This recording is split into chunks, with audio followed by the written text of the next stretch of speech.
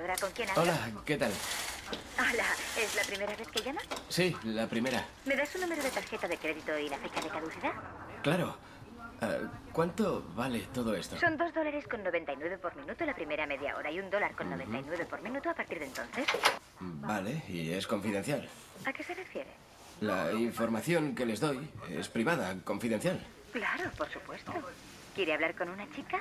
Puedo ponerle con una chica preciosa si me da su número de tarjeta de crédito y la fecha de caducidad.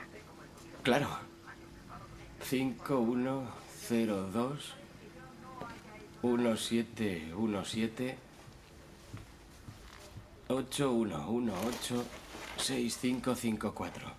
Caduca el 5 del 4. Y su dirección fiscal y su nombre como aparece en la tarjeta. Calle Moore Park, 1274, Sherman Oaks, California. Apartamento 4. Código postal 91403.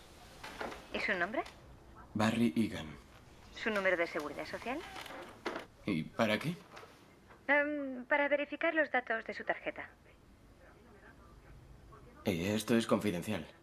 Solo es para verificar sus datos de crédito. De acuerdo. Es totalmente confidencial y aparecerá en su factura como D&D, el rey del colchón.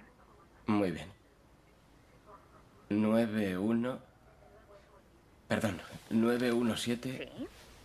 65 5012.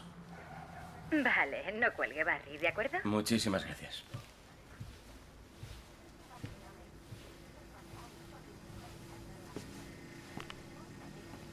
Ya está. ¿Puede darme el número de teléfono con el prefijo para que podamos llamarle? ¿Podría quizá ponerme ya con una de las chicas? Nuestro servicio funciona al revés. Le llamará una de las chicas.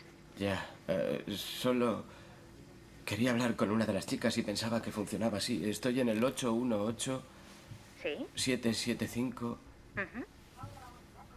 3993. Bien, ¿y con qué tipo de chica le gustaría hablar? No quiero que nadie sepa quién soy. No quiero que sepan mi nombre, ¿de acuerdo? Nadie sabrá su nombre. Vale, ¿puede decirles que me llamo Jack? ¿Quiere que le llame Jack? Sí, es que no quiero que sepan quién soy. Bien, de acuerdo. Gracias. Y perdone. Jack. Tranquilo, le llamamos enseguida, ¿de acuerdo? Fantástico. Muy bien.